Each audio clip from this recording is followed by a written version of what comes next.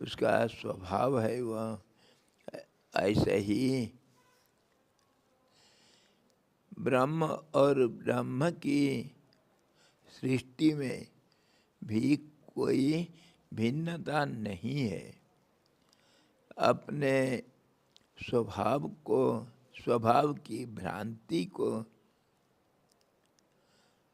भ्रांति हो जाने पर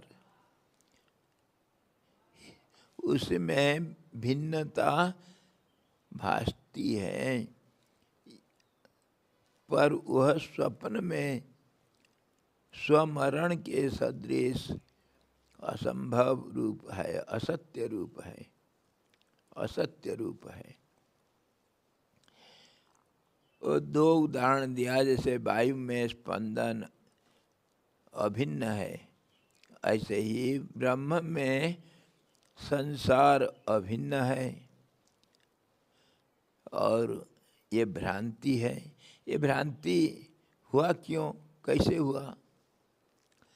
भ्रांति होने का कारण क्या है, इसको हम देख नहीं पाए थे कल। जब उससे अभिन्न है तो भ्रांति होगा क्यों? Yesterday we have seen that just as the vibratory system is not different from the wind, so also this world is not different from the absolute truth. Truth and the world, they are inseparable. They are one and the same. But due to misunderstanding or ignorance, this world is being seen. So what is the cause for misunderstanding? If truth is always the form of awareness, knowledge, existence, omniscience is its nature, so how it can forget itself? Question comes.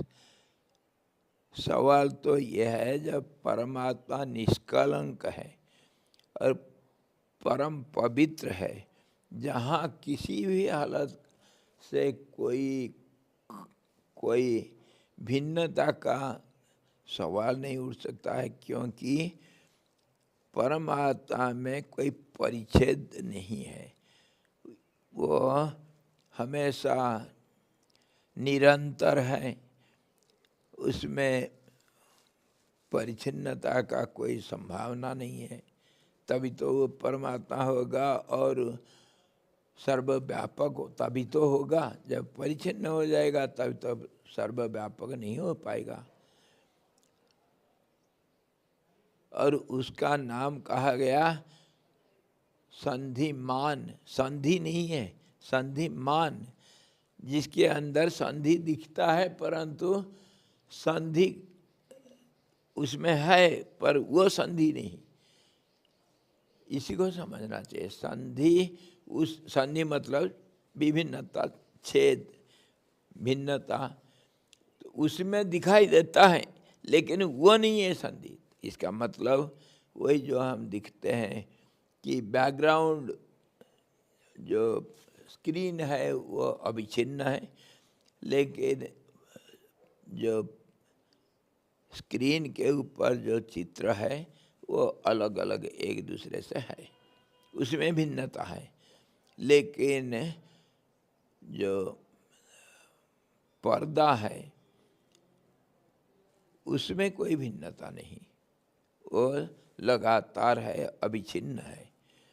इसी प्रकार परमात्मा तो सबका आधारभूत होने से उसमें कोई परिच्छेद नहीं है। ये तो हम बहुत अलग अलग दृष्टिकोण से, अलग अलग युक्ति से ये हम देखते हैं कि परमात्मा में कोई भिन्नता नहीं दिखता है।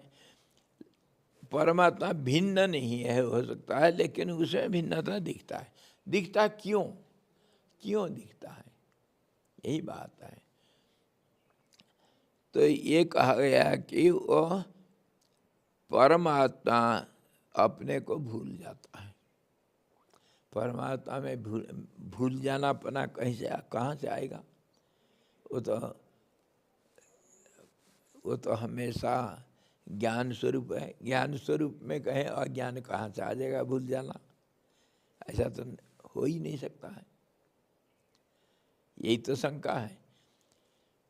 इसी के ऊपर सारा वेदांत में झगड़ा क्यों है? जब तुम बोलते हो परमात्मा परम स्वच्छ है, परम पवित्र है, परम शुद्ध है, जहाँ कोई भिन्नता का संभावना ही नहीं, फिर कहते हो कि वो अपने आप को भूल जाता है। ऐसा कैसे हो जाएगा? अज्ञान उसमें आएगा कहाँ से?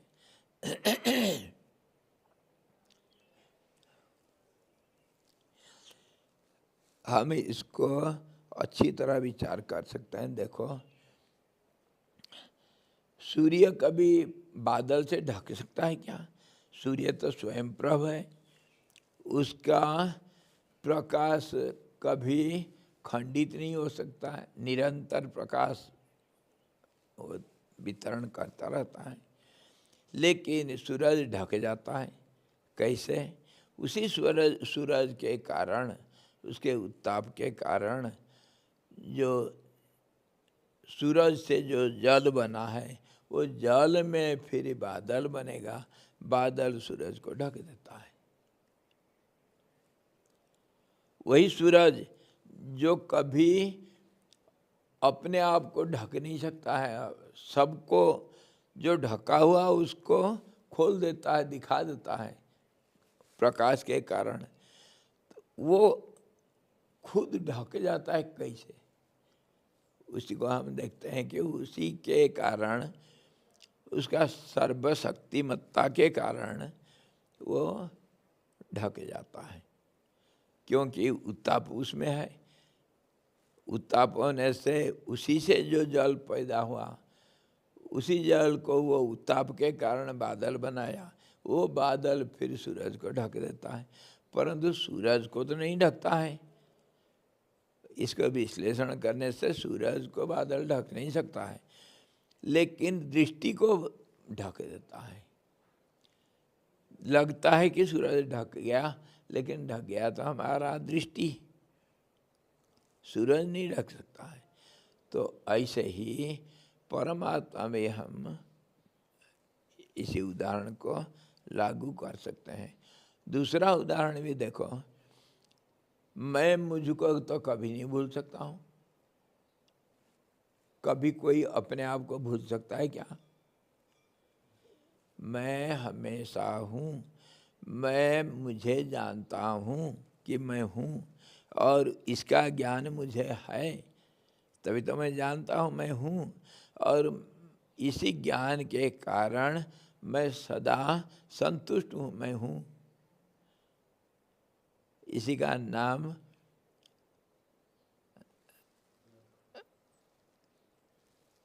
नाम है अस्ति भाति प्रिय। मैं जानता हूँ मैं हूँ, और मैं जानता हूँ कि मेरा ज्ञान है मेरा होने पने का, और उसी से मैं खुश हूँ, प्रिय है, मैं मुझको प्रिय हूँ। तो मैं तो कभी भूल नहीं सकता हूँ मुझे, लेकिन भूल जाते हैं। जहाँ असंभावना है, जहाँ भूलने का कोई कारण नहीं है, वहाँ दिखता है कि हम भूल जाते हैं। कैसे? इसी को अज्ञान कहते हैं। अज्ञान का कोई परिभाषा नहीं है। अज्ञान कैसा है उसको कोई परिभाषित नहीं कर सकता है। जो नहीं है उसका नाम अज्ञान है। जो नहीं है वो सब कुछ कर सकता है, ये करके दिखाता है। कैसे? एक जैसे हमारा शरीर को उदाहरण के लिए लेंगे, मैं जब मुझे देखना चाहता हूँ तो मैं भूल जाता हूँ। कैसे? मैं मुझे देखना चाहूँगा तो मैं भूलना पड़ेगा। कैसे? मैं मुझको देखूँगा तो देखने का प्रक्रिया जो है वो सीमित हो जाता है। सीमित हो जाने से मैं पूर्ण रूप से मुझे नहीं देख सकता हूँ। और देखना एक प्रक्रिया है, इसीलिए वो सीमित है और परिवर्तनशील है। परिवर्तनशील होने से मैं पूर्ण रूप से मेरा पूर्ण रूप को नहीं देख सकता हूँ, मैं एक अंग को देख सकता हूँ। जब एक अंग को देखता हूँ तो पूर्ण रूपता को भूलना पड़ता है। ये जो देखने का प्रक्रिया, एक इच्छा शक्ति पैदा हुआ, मैं मुझे देखूं, एक ओ हम बहुश्याम, एक बहुश्याम प्रजाएय, मैं बहुत रूप से बन जाऊं। ये जो इच्छा पैदा हुआ जो नहीं है, इच्छा कहाँ से आया फिर? इच्छा का कोई भी परिभाषा नहीं। इच्छा क्यों होती, कैसे होती है,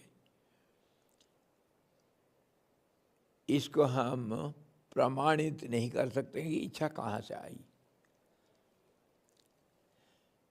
खैर थोड़ा देर के लिए व्यवहारिक जगत में हम कह सकते हैं बारंबारता से इच्छा पैदा हो जाती है। लेकिन बारंबारता कहाँ आया, कहाँ से आया, क्यों बारंबारता आया? ये इसके लिए उत्तर है कि अस्थिरता का बारंबारता के कारण। अस्थिरता कहाँ से आएगा? जो स्थिर है वो अस्थिर कैसे होगा? वो अस्थिर तो हो ही नहीं सकता है। लेकिन अस्थिर जैसे दिखता है, इसी का नाम अज्ञान, जिसको परिभाषित नहीं कर सकते हैं। उदाहरण के लिए जल को हम, स्थिर जल को हम अस्थिर तरंग के रूप में देखते हैं। तरंग जल से अलग नहीं होता हुआ भी जल से अलग करके हम देखते हैं। ये दृष्टि दोष है और इसी का नाम अज्ञान है। जो नहीं है वो दिखता है जो नहीं है वो दिखता है। यही विडंबना है प्रकृति का। जो नहीं है वो दिखता है। और भी उदाहरण बहुत सारे, जैसे अग्नि में उष्णता दिखता है, लेकिन अग्नि के रूप में उष्णता नहीं है, उसका स्वभाव उष्णता है। उस स्वभाव से ही वो दिखता है। दृष्टि स्वभाव का ही है, दृष्टि असलियत का नहीं हो सकता है। असलियत में कोई दृष्टा दर्शन दृश्य नहीं है।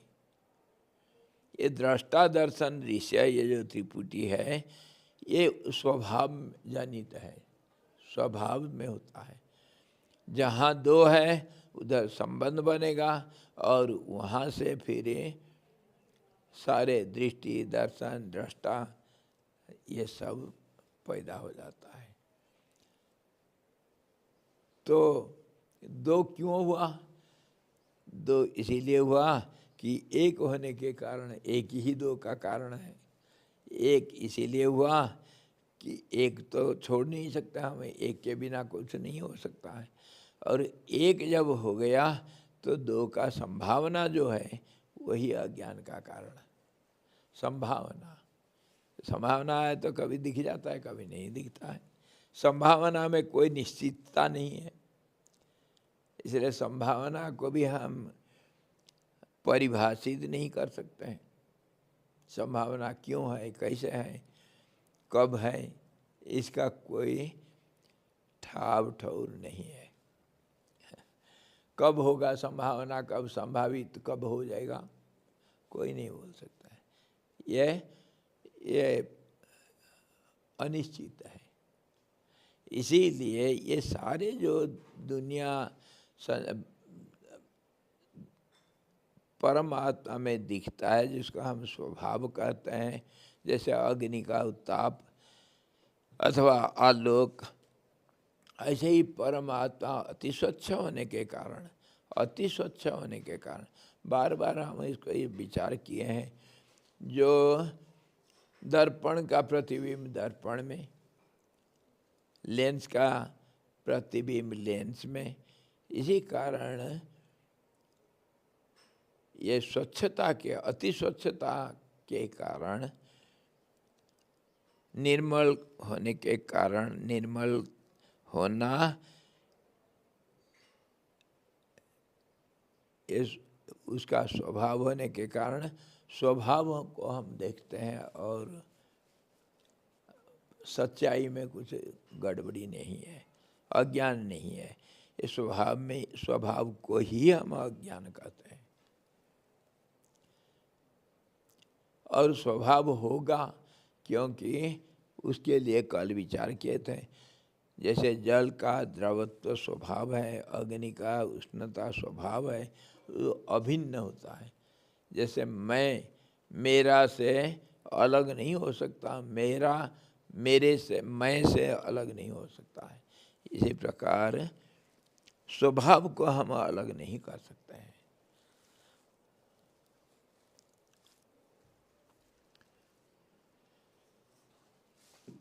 ऐसा विभिन्न तर्क से हम संसार को स्वभाव मान करके उससे अभिन्न अंग मानने के लिए बाध्य होते हैं।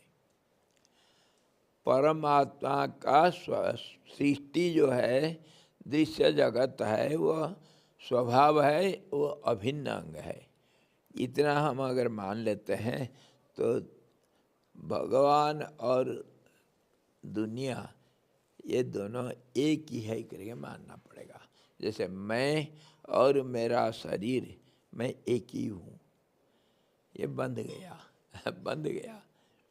पुरुष और प्रकृति, प्रकृति को पुरुष से अलग नहीं कर सकते हैं। तो अलग नहीं कर सकते हैं तो फिर मुक्ति संभावना नहीं।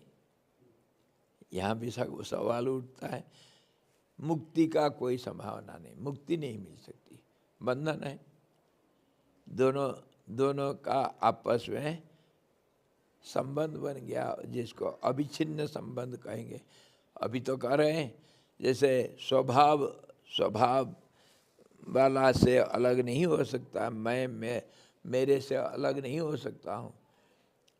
जैसे जल से द्रवत्व अलग नहीं हो सकता है, तो फिर दोनों का सांठगांठ है करके मानना पड़ेगा। यही तो बंधन है, प्रकृति और पुरुष का बंधन है ये। और जो उसी का कारण सबको अपने, मैं शरीर हूँ, मैं मेरा स्वभाव हूँ, स्वभाव से ही मेरे को पहचाना जाता है। किसी को हम पहचानते कैसे? उसका स्वभाव से। और स्वभाव होता है कैसे? उसका चरित्र होता है, बनता है कैसे? वो जैसे सोचता है, सोचना को बारंबार अगर सोचेगा तो वह क्रिया में बदल जाता है। क्रिया बारंबार होने से, दोहराने से वो चरित्र बन जाता है। चरित्र से हम सबको पहचानते हैं, वो उसका स्वभाव है। बिना चरित्र से किसी को हम पहचान नहीं सकते हैं। उसका रंग कैसे, उसका लंबाई कितना, चौड़ाई कितना, उम्र क्या है और कैसा दिखता है, कैसा वो काम क्या करता है, बोलता क्या, ये सब चरित्र के अंदर है। तो चरित्र से हम किसी व्यक्ति को पहचानते हैं। इसीलिए ये अभिन्न हो जाता है। तो फिर बंधन का मुक्ति कभी हो ही नहीं सकता है। हो गया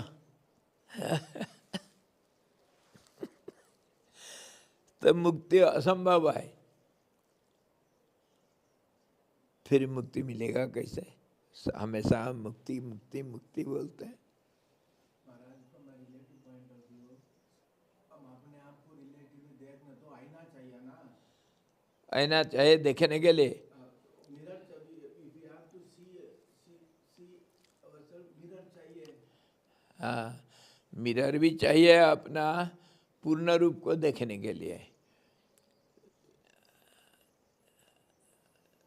लेकिन मैं मुझे देख सकता हूँ आंशिक रूप से। आंशिक रूप से मैं अपने हाथ पैर नाक आँख कान को देखता हूँ। आप अपना हाथ को नहीं देख सकते, पैर को नहीं देखते हैं क्या? मैं मुझे देखता हूँ पर पूर्ण रूप से नहीं देख सकता है। और पूर्ण रूप से हम दर्पण में देखते हैं, लेकिन वो सच्चाई नहीं है, प्रतिबिंब सच नहीं है, वो परछाया है। इसीलिए पूर्ण को पूर्ण देखना असंभव है। देखना जहाँ शब्द आया वहाँ प्रक्रिया हो जाता है, उसमें प्रक्रिया नहीं है। हम जबरदस्ती थोपते हैं, मैं देखूंगा, अरे देखा नहीं जाता, अनुभव किया जा सकता है, अनुभव होता है, अनुभव ही सत्य है। और सत्य का जो स्वभाव है वो अनुभव नहीं है, इसीलिए वो झूठ है, बदलाव के संभावना उसमें है, बदलता है। जब मैं हाथ को देखता हूँ सिर को भूल जाता हूँ, पैर को देखता हूँ हाथ को भूल जाता हूँ। एक चीज को देख सकते हैं, तभी आ जाता है क्रम से देखना पड़ता है। लगातार हम पूर्ण को नहीं देख सकते हैं। देखना क्यों नहीं देख सकते हैं? देखना एक है प्रक्रिया, जो प्रक्रिया है वो पूर्णता में नहीं है, परिवर्तनशील को प्रक्रिया कहते हैं। और वो पूर्ण जो है वो कभी परिवर्तन नहीं हो सकता है। सत्य कभी परिवर्तित नहीं होता है। तो अभी सवाल है मुक्ति किसको कहते हैं? मुक्ति के बारे में कितने बार हम विचार कर लिए। मुक्ति जो है उसी का नाम मुक्ति है। मुक्ति को पाना जो हम कहते हैं, मुक्ति मिलना असंभव है, वो बात सही है। मुक्ति मिलता नहीं, मुक्ति के लिए कोई प्रयास नहीं करना पड़ता है, मुक्ति है। वस्तु है, अंधकार मिट जाने से आलोक आने से वस्तु, जहाँ अंधकार में क्या वस्तु नहीं रहता है? जो दिखता नहीं, अंधकार का कारण दिखता नहीं, वस्तु तो है। और आलोक आने से वो दिख जाता है, यही बात है। सत्य हमेशा है और वो अज्ञान के कारण ढक जाता है। अज्ञान जो नहीं है, अज्ञान का नाम प्रक्रिया है, परिवर्तनशीलता है। एक को देखें क्रम है, अज्ञान में क्रम आ गया, और असलियत में कोई क्रम नहीं हो सकता है। क्यों कि क्रम है एक प्रक्रिया अथवा परिवर्तनशील। ये जो शब्दों को हम प्रयोग करते हैं ना, ये साधारण हम व्यवहार में ये शब्दों का प्रयोग नहीं करते हैं, इसीलिए थोड़ा सा कठिन है समझने के लिए। प्रक्रिया, क्रम। जी गुरु जी। तो महाराज रिलेटिवली परसेप्शन आल्सो इज अज्ञान। हाँ बिल्कुल अज्ञान। तो उस परसेप्शन जो डिजायर है वो भी अज्ञान, सब अज्ञान। कुछ भी बोलो सब अज्ञान। कुछ जो बोलते हो, जो सोचते हो, सब अज्ञान है। जो बोलते हो, जो देखते हो, जो करते हो, सब अज्ञान का रूप है, सब अज्ञान। मैं बोल दिया तो वो अज्ञान है, बोल नहीं सकते हो। सावधान, मुँह में ताला लगा दूंगा। बोल नहीं सकते हो, चुप। इसी को तो बार बार करते थे, चुप, बोलना बंद। उसका भाषा है मौन। कितने बार हम विचार किए, उसका भाषा मौन है, कोई भाषा नहीं उसके लिए। मैं हूँ मतलब तुम नहीं थे या नहीं रहोगे, तभी तो मैं हूँ करके उसको निश्चित कर रहे हो। क्या जरूरत पड़ गया तुमको निश्चित करने के लिए? क्या जरूरत पड़ा? तुम तो हो, तो मैं हूँ करके बोलना क्यों? इसका मतलब तुम पहले नहीं थे, या नहीं तो बाद में नहीं होगे, अथवा यहाँ पर हो, दूसरे जगह पर नहीं हो सकते। इसीलिए इसको निश्चित करने के लिए मैं हूँ करके कहना पड़ता है। अथवा तुम हो और दूसरा भी कोई होगा, दो चार बैठे हैं, अरे इधर वो कृष्णा इधर है क्या? हाँ हाँ स्वामी जी मैं हूँ। मतलब और दूसरे भी है, तभी तो उसको निश्चित करना पड़ता है। तो ये सारे विचार करने से जो है उसको प्रकाश करना जरूरत नहीं है, उसको दिखाना कोई जरूरत नहीं। दिखाना मतलब गलत है, उसमें सारे गड़बड़ी आ जाएगा।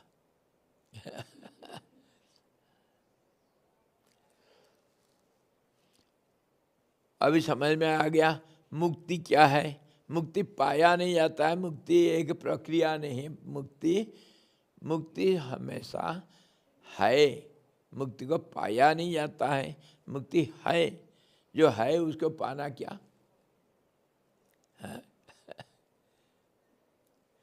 आप यहाँ बैठे हो क्लास में, क्या तुमको बोलना पड़ेगा कि मैं क्लास में बैठूंगा या बैठा हुआ हूँ? बोलना जरूर तो पड़ता है क्या? ये तो सर्वसम्मत, सब सर्व जानते हैं तुम हो। तो फिर निश्चित करने का मतलब अनिश्चित को ही निश्चित किया जाता है। मैं सच बोलता हूँ मतलब तुम झूठ बोल रहे हो। है कि नहीं? सच बोलता हो करके जरूरत गया सच को कोई बोलना जरूरत नहीं पड़ता। झूठ बोल रहे हो तभी तो उसको छिपाने के लिए मैं सच बोल रहा हूँ करके कहना पड़ता है। ये असलियत तो ये है। तुम सच को बोल नहीं सकते हो, सच कैसे बोल रहे हो? जो सत्य है वो रिलेटिव सत्य है, रिलेटिवली कंपैरेटिवली सत्य बोल रहे हो। दूसरे से ये ज़्यादा निश्चित है, इसको सत्य कहते हैं। और जो बोला नहीं जा सकता है उसको रीत कहते हैं। रीतम वदिष्यामि सत्यम वदिष्यामि। सत्य को बोलूँगा जो कंपैरेटिव रिलेटिव है, ताकि भ्रम न हो, व्यवहार में भ्रम न हो। व्यवहार तो खुद ही भ्रम है, उसमें रिलेटिवली भ्रम न हो।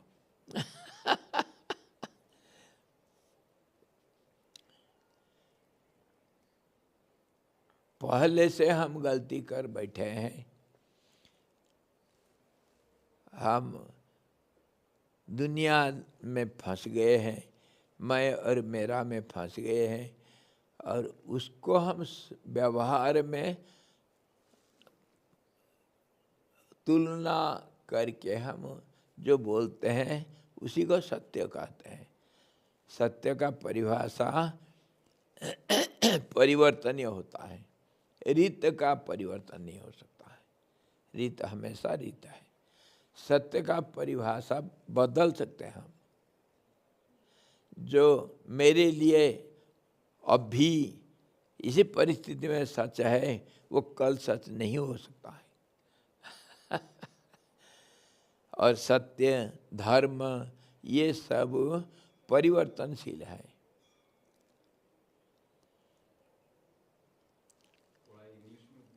जी जी, we are now discussing upon our last discussions, recap, revising. Yesterday we discussed that the truth and the world, they are inseparable. They are one and the same. But the world appears to be different from the truth. How it is possible? Somewhat we discussed yesterday, just as the wave and the water, they are one and the same, but yet we see the wave as different from the water, or the liquidity and water, they are one and the same, they are inseparable. But yet we see the liquidity different from water. In the same way, fire and heat, warmth, we see the nature from the nature holder. They are different from each other, though they are inseparable. On this basis, we have to say the world and the truth, they are one and the same. And the world appears to be different from the truth. So we call the world as a nature of the absolute. And it looks different from the truth. Why it looks different from the truth? Because of a misunderstanding of ignorance. Where from this ignorance comes? When you said, and it is accepted by everyone, the truth has no, it is absolutely pure, absolutely transparent. So there is no possibility of any other things in it. It is absolutely one without a second. So how can there be any nature different from it? And how can there be any possibility of ignorance?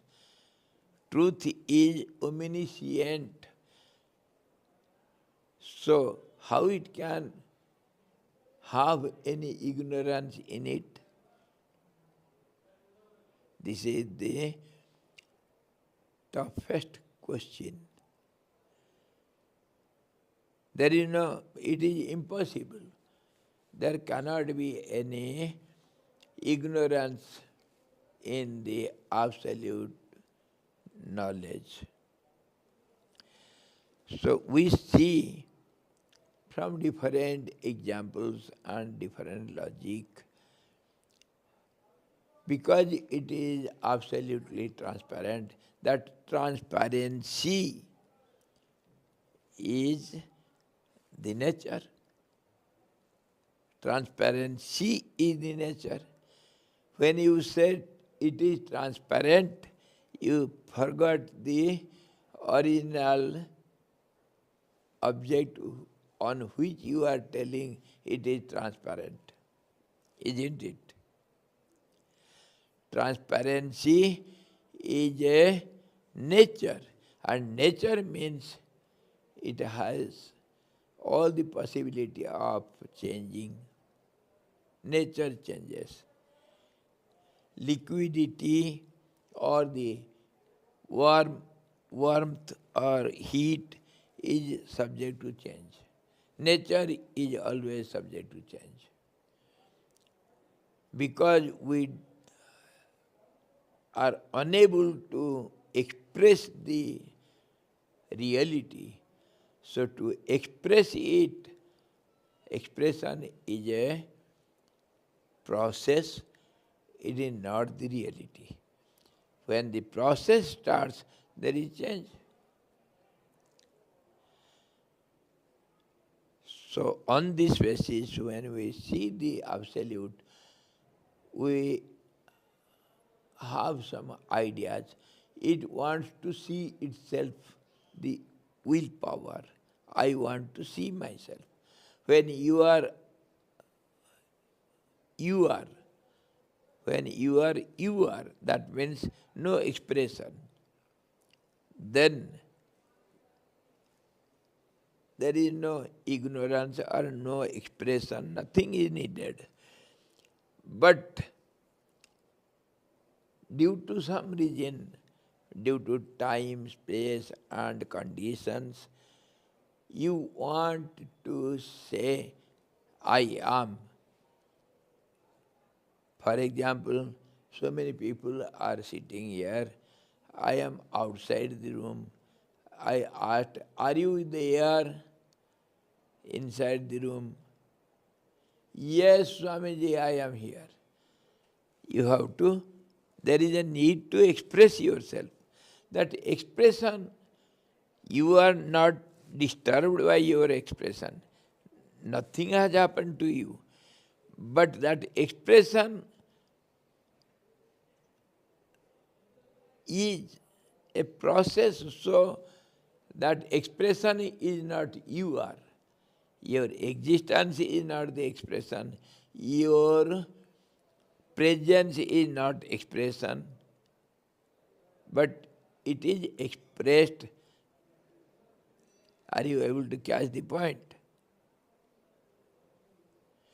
Though there is no difference between the nature and the nature holder, but when the nature is expressed, that appears to be different from the original reality. Because of expression. When you want to see yourself, you cannot see your whole total body. You have to see part by part. Your body's part you can see. And when you see one part, you forget about the whole totality and other parts also. This is called ignorance. If you don't want to see yourself, you are there. Your presence is known by yourself. There is no need of any expression. The moment you say, I am, that means there is possibility of some others which is to be conformed. So that confirmation is expression.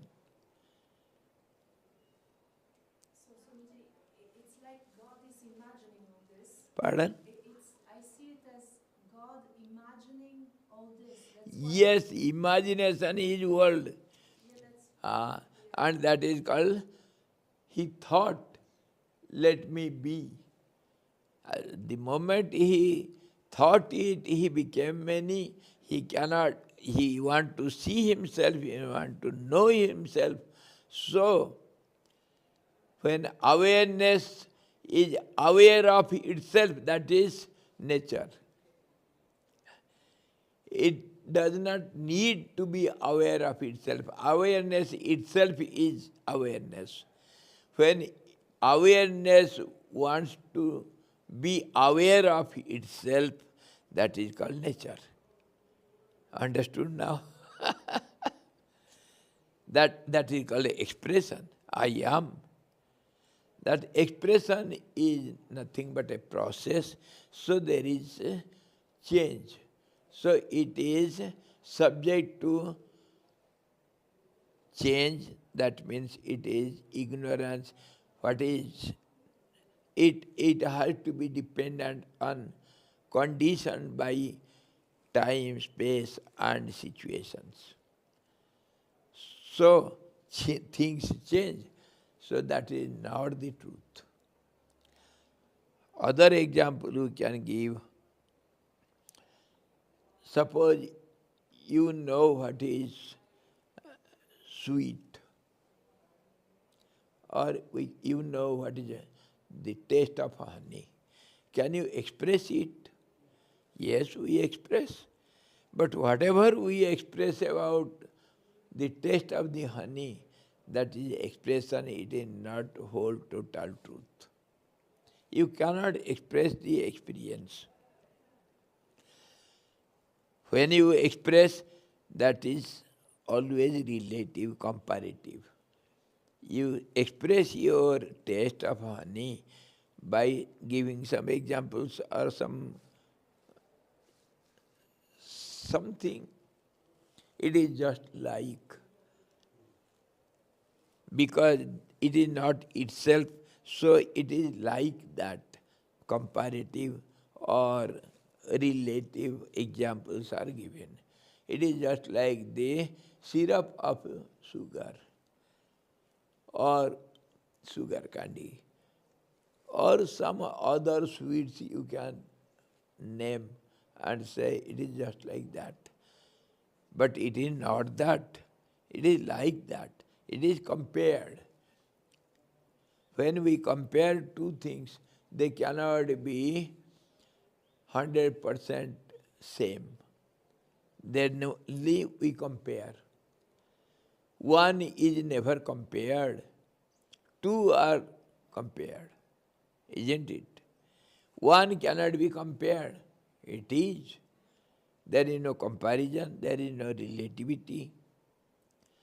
So, expression is a comparative term, a relative term. So, the moment you want to express yourself, you have forgotten yourself. That is called ignorance. So, when the expression is known as nature and there is change, and both are inseparable, so in that case, I am the body or the truth is the nature, they are inseparable. I am not different from my body. So both are tied up. The cause and effect both are tied up. The truth and the nature, like fire and heat, they cannot be differentiated, isn't it? In that case, when we are in the relative world, we have a body, I am the body. So, liberation from all this bondage, from this nature or from the ties of the world is impossible. This is a very serious question. Liberation is impossible according to this, whatever we have discussed. This is what you said now. Nature and nature holder, they are one and the same. You cannot differentiate liquidity from water. They are one and the same. So they are tied up, bound up. It is called bondage. So there is no release from this bondage. Liberation is impossible according to this. Now, about the realization or liberation or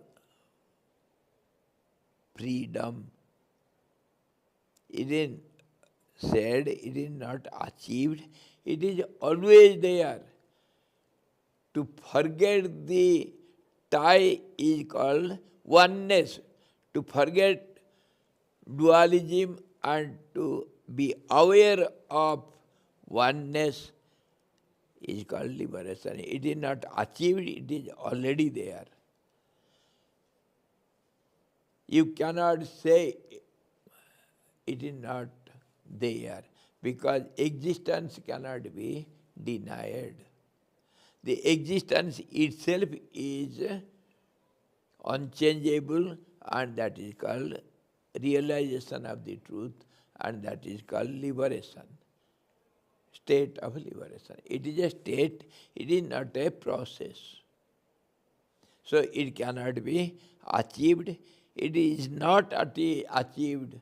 It is already achieved. It is already there. This must be clear. So, Eastern philosophy says, don't try to find, you will get. Because it is already there. So where are you going to search for it? No searching, no finding. It is already there. Yes? I think the only struggle is to be able, the struggle is to be able to keep the focus inward. Yes, that is what we are discussing, introvertness, to be inward and to forget everything. When everything is forgotten. All the relativity, all the extrovertness, all the process, or all the expression, when everything is deleted, then that steadiness is existence, and that is liberation, that is not achieved, that is already there. Just as the sun is always present, but night or the darkness of night or the clouds or the storms, they are because of the sun, and they seem to hide the sun for a moment, which is not possible. They really cannot hide the sun, but they hide the vision. And that vision is a process, so it has to be hidden, because there is a change. So what is visible, that will be invisible. That is called change. Sun cannot be hidden eternally. For a moment, for some period, then comes time, conditions and space where it is hidden. Sun cannot be hidden all over. From one angle you can say sun is hidden. There is going to be full solar eclipse in America. Sun will be completely covered by the shadow of moon. The people at that particular place will be unable to see the sun. That is called solar eclipse. And that is not possible all over the world or all over the earth. That is not possible even in Mars or Jupiter, in other planets. Only on the earth, because of the moon, at that particular moment, in some place, in some situation, for some time, sun looks to be overpowered by some shadow. That is called solar eclipse. Full. That is not always or everywhere or in all conditions. No. Time, space and conditions are there.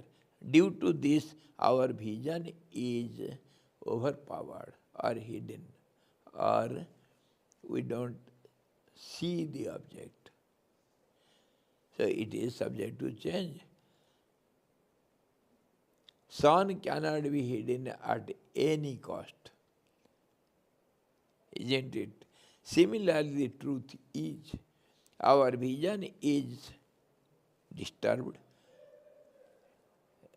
by some cause, and cause are relative to time, space and conditions and situations. And all these, our mental condition only, mental state, time, space, conditions, changes, everything is based on our mind only. So all these is known as ignorance. Ignorance cannot be defined as something because it is changing. Ignorance is a changing phenomena, so it cannot be defined. Either or, either this or that. So, according to my understanding, I say world is, sometimes I give the definition of the world. What is called world? When something or other is taken as something or other at some time or other, in some situation or other, due to some cause or other, is understood as something or other, that is called world. No confirmation, no conviction, nothing is there. Either or. Always it is changeable. Maharaj, from a relative point of view, अंग्रेजी में existence, क्या? वो जो अंग्रेजी में existence हाँ और awareness, I exist ऐसा भी लिखते हैं, हाँ I am aware I exist ऐसा भी लिखते हैं, हाँ। तो दोनों सेम है।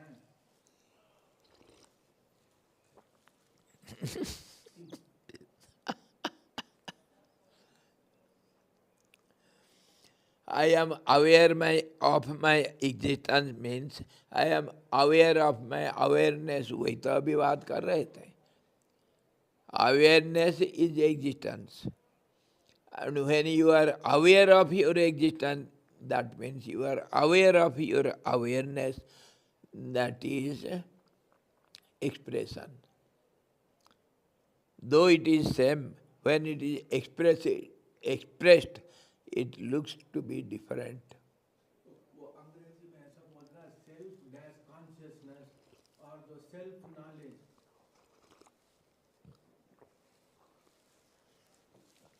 सेल्फ नॉलेज, और सेल्फ कॉन्शियसनेस, जी, और मुक्ति, ये सब ब्रह्मात्मक शब्द अल्टीमेटली, पर रिलेटिवली इसका सब का माने है. क्योंकि हम बेवकूफ़ हैं, इसीलिए हमको समझ चाहिए. अगर मैं बेवकूफ़ नहीं होता तो मेरे को समझाना क्या ज़रूरत पड़ता. मैं मूर्ख हूँ तभी तो ज्ञान के लिए ढूंढ रहा हूँ, है कि नहीं. और इसको मैं हमेशा बार बार बोलता हूँ. जो ये ज्ञान है दो किस्म का, एक रिलेटिव नॉलेज, दूसरा है unchangeable eternal knowledge, experiential knowledge. Experiential knowledge cannot change, but relative knowledge, which is called otherwise truth, relative truth, सत्य जिसको बोलते हैं, that is subject to change.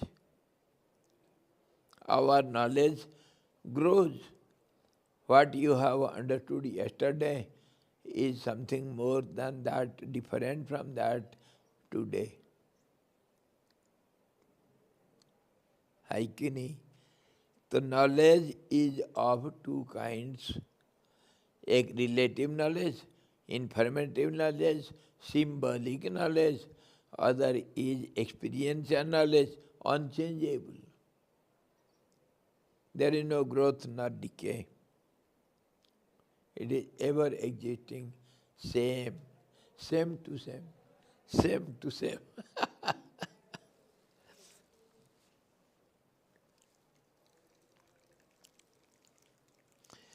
समझो का नहीं. अब हो गया क्लियर. ये वो जो कहे अज्ञान के कारण हम,